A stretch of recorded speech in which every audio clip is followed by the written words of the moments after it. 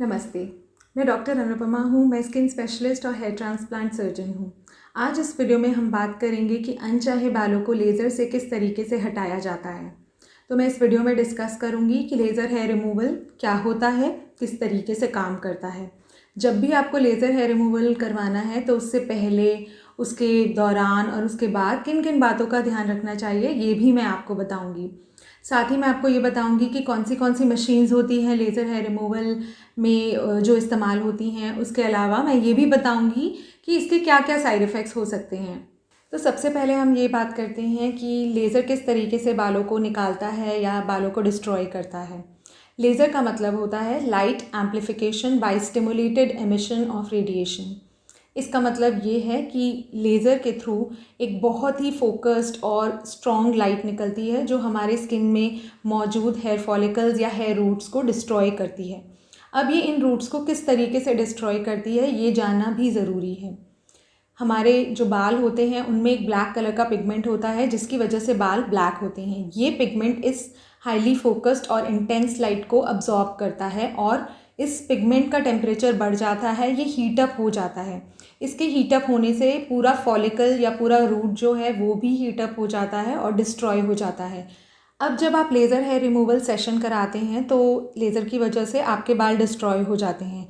जब दोबारा hair growth आती है तो जो बाल होते हैं वो बहुत पतले और छोटे हो जाते हैं। तो इस तरीके से laser hair removal session repeatedly कराने से अल्टीमेटली आपके बाल बहुत छोटे और पतले हो जाएंगे जो कि नज़र भी नहीं आएंगे। इसीलिए हम कहते हैं कि लेज़र हेयर रिमूवल के थ्रू हम परमानेंट हेयर रिडक्शन करते हैं, रिमूवल नहीं, क्योंकि लेज़र की वजह से 100% बालों का रिमूवल या 100% बालों की ग्रोथ ख़त्म हो जाए ऐसा पॉसिबल नहीं है। साथ ही साथ एक और बात इम्पॉर्टेंट है, जैसा कि मैंने आपको बताया कि बालों में जो ब्लैक कलर का पिगमेंट होता है वो इस लेज़र लाइट को अब्जॉर्ब करता है।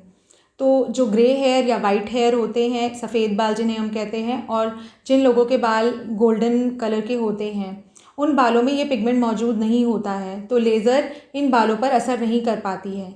इसीलिए हम कहते हैं जैसे ब्लीच करने के बाद बाल गोल्डन हो जाते हैं फेस पर, तो जब अगर आप ब्लीच कराने के बाद लेज़र हेयर रिमूवल सेशन कराओगे तो उन बालों पर लेज़र असर नहीं करेगी। अब मैं आपको ये बताती हूँ कि आपकी हेयर ग्रोथ की थिकनेस के अकॉर्डिंग और आपकी स्किन के कलर के अकॉर्डिंग कौन सा लेज़र आपके लिए बेस्ट रहेगा। अगर आपकी हेयर ग्रोथ काफ़ी थिक है, बाल बहुत काले हैं बट स्किन का कलर काफ़ी फेयर है, तो आपके लिए रूबी या एलेक्जेंड्राइट लेज़र बेस्ट रहेगी। लेकिन अगर आपकी ग्रोथ थिक होने के बावजूद आपकी स्किन का कलर भी डार्क है तो आपके लिए डायोड या फिर लॉन्ग पल्स टेंडियाग लेज़र बेस्ट रहेगी। ये ज़्यादातर इंडियन पेशेंट्स के लिए काम करती है। अगर आपके बालों की ग्रोथ काफ़ी थिन है, बाल पतले हैं और लेकिन कलर उनका डार्क है, तो आपकी स्किन का कलर चाहे कोई भी हो, आपके लिए बेस्ट लॉन्ग पल्स टेंडियाग लेज़र रहती है। अब जैसे कि मैं पहले भी बता चुकी हूँ कि अगर आपके बालों की ग्रोथ चाहे थिक है या बाल थिन है बट अगर वो ग्रे हैं या गोल्डन या ब्लॉन्ड कलर के हैं तो लेज़र हेयर रिमूवल उस पर वर्क नहीं करेगा। तो उस टाइम पर या ऐसा होने पर आपको लेज़र हेयर रिमूवल कराने की ज़रूरत नहीं है। अब हम ये बात करते हैं कि लेज़र हेयर रिमूवल शुरू करवाने से पहले किन किन बातों का ध्यान रखें। सबसे पहले ये बात ध्यान रखने वाली है कि अगर आप फीमेल हैं और आपके फेस पर हेयर ग्रोथ है जिससे आप लेज़र के द्वारा निकलवाना चाहती हैं, तो बहुत इम्पॉर्टेंट है कि आप अपने ब्लड में ये जांच करवाएं कि आपको कोई हार्मोनल इम्बैलेंस या हार्मोन्स की गड़बड़ी तो नहीं है। इसके लिए हम ब्लड टेस्ट करते हैं। ये क्यों इम्पॉर्टेंट है? ये इसलिए इम्पॉर्टेंट है क्योंकि अगर आपके शरीर में या ब्लड में हार्मोन्स की गड़बड़ी है तो आपको ज़्यादा नंबर ऑफ़ लेज़र सेशन चाहिए हो सकते हैं, यानी कि आपका जो इफ़ेक्ट है लेज़र का वो धीरे धीरे आएगा। दूसरी चीज़ ये है कि आपको लेज़र का असर तो आ जाएगा लेकिन आपको लाइफ लॉन्ग मेंटेनेंस सेशन, उस इम्प्रूवमेंट को मेंटेन करने के लिए लाइफ लॉन्ग मेंटेनेंस सेशन की ज़रूरत पड़ेगी, जो जनरली हम 6 महीने में एक बार या फिर 1 साल में एक बार करते हैं। कभी कभी ऐसा भी होता है कि लेज़र हेयर रिमूवल का असर ही नहीं आ पाता अगर हार्मोन्स में बहुत ज़्यादा गड़बड़ी है। तो ये बहुत इंपॉर्टेंट है कि आप लेज़र शुरू करवाने से पहले डॉक्टर से मिलें और ये सब जांचें करवा लें।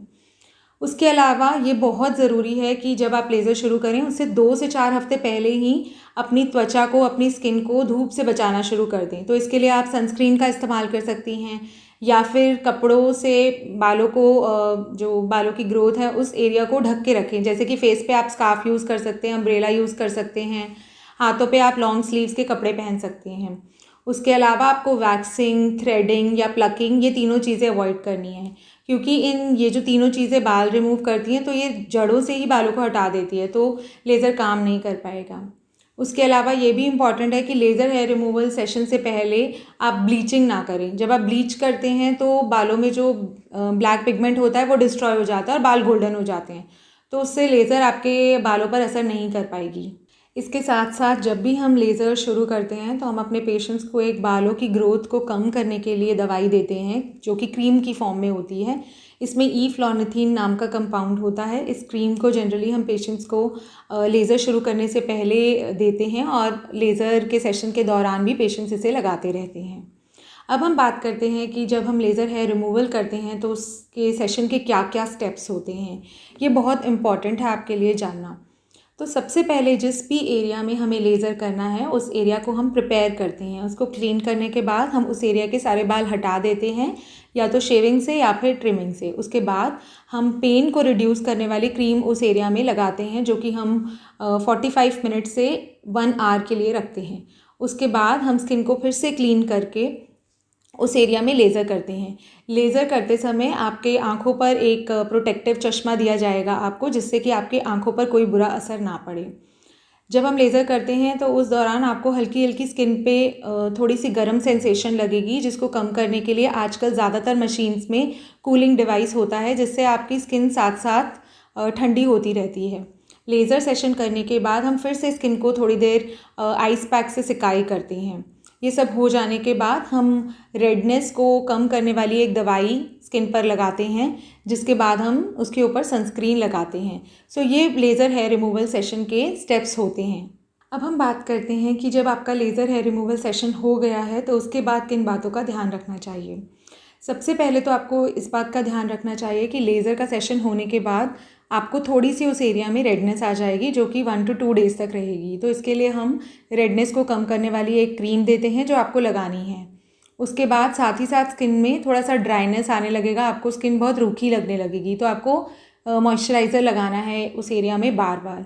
साथ ही साथ मैं पहले भी बता चुकी हूँ कि सन प्रोटेक्शन बहुत इंपॉर्टेंट है, तो लेज़र हो जाने के बाद भी आपको रेगुलर सनस्क्रीन लगाना है अच्छे से, ताकि उस एरिया में कोई भी साइड इफ़ेक्ट्स ना हो।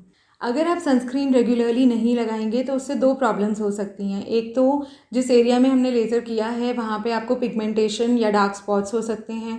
दूसरा, टैनिंग की वजह से जब आप नेक्स्ट लेज़र सेशन कराने जाएंगे तो वहाँ पे बर्न्स भी हो सकते हैं। सो सनस्क्रीन लगाना काफ़ी ज़्यादा इम्पॉर्टेंट है। उसके बाद दूसरे पेशेंट्स काफ़ी सारे मुझसे पूछते हैं कि जब आपके 2 लेज़र सेशन के बीच में अगर थोड़ा बहुत हेयर ग्रोथ आ जाए तो उसके लिए हम क्या करें। तो उसके लिए आप रेज़र शेविंग करने के लिए इस्तेमाल कर सकते हैं या फिर ट्रिमर का इस्तेमाल कर सकते हैं बालों को हटाने के लिए। बट 2 लेज़र सेशन के बीच में आप कभी भी वैक्सिंग, ब्लीचिंग या फिर थ्रेडिंग ना कराएं, उससे नेक्स्ट सेशन में प्रॉब्लम आएगी आपको। अब हम ये जानने की कोशिश करते हैं कि लेज़र हेयर रिमूवल से अच्छा रिज़ल्ट पाने के लिए कितने सेशंस की ज़रूरत पड़ती है। ऐसा नहीं है कि एक ही लेज़र हेयर रिमूवल के सेशन से हमारे बालों की सारी ग्रोथ चली जाएगी। इसके लिए हमें कम से कम 4 से 6 सेशंस की ज़रूरत पड़ती है। ऐसा क्यों है?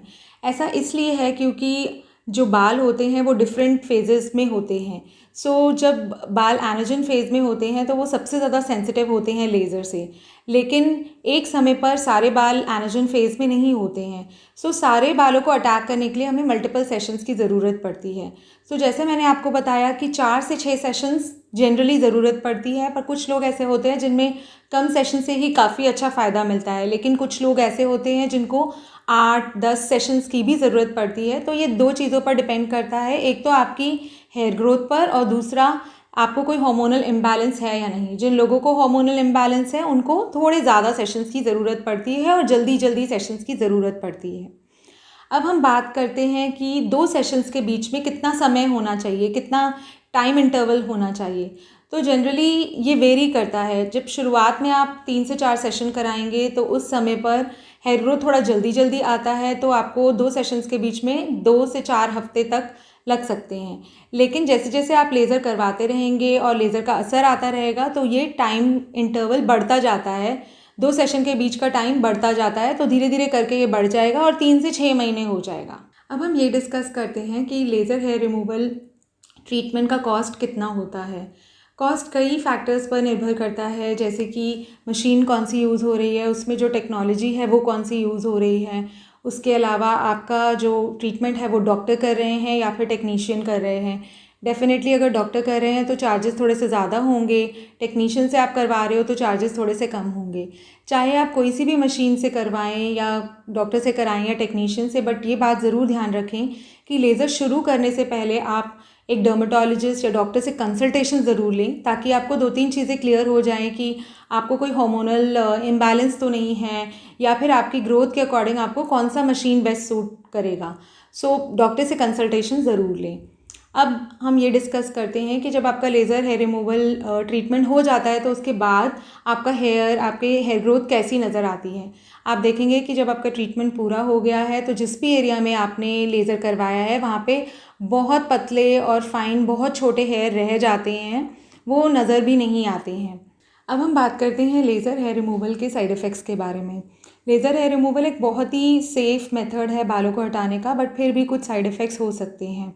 लेज़र हेयर रिमूवल कराते समय आपको हल्की हल्की गर्म सेंसेशन या बर्निंग सेंसेशन लगेगी। जैसे ही सेशन ख़त्म हो जाता है ये सेंसेशन भी चली जाती है। उसके बाद जब सेशन ख़त्म हो जाएगा तो आपको 1 to 2 डेज़ तक रेडनेस रहेगी उस एरिया में, थोड़ा हल्का हल्का लालपन रहेगा। आपके उसके लिए हम जनरली एंटी रेडनेस क्रीम देते हैं, उससे वो भी चली जाती है।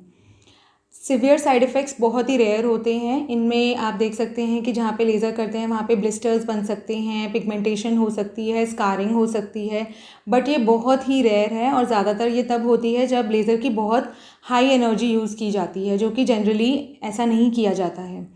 तो इसलिए लेज़र काफ़ी सेफ़ मेथड है बालों को हटाने का। तो इस वीडियो में मैंने कोशिश की है कि आपको लेज़र हेयर रिमूवल के बारे में सही तरीके से डिटेल में सारी जानकारी दी जाए। लेकिन इसके अलावा भी अगर आपके कोई भी क्वेश्चन है, कोई भी कन्फ्यूजन है लेज़र हेयर रिमूवल को लेकर, तो आप मुझे कमेंट सेक्शन में बता सकते हैं। Please subscribe to our channel, and for more such videos and information, please click on the bell icon. You can also follow us on Facebook, Twitter and Instagram.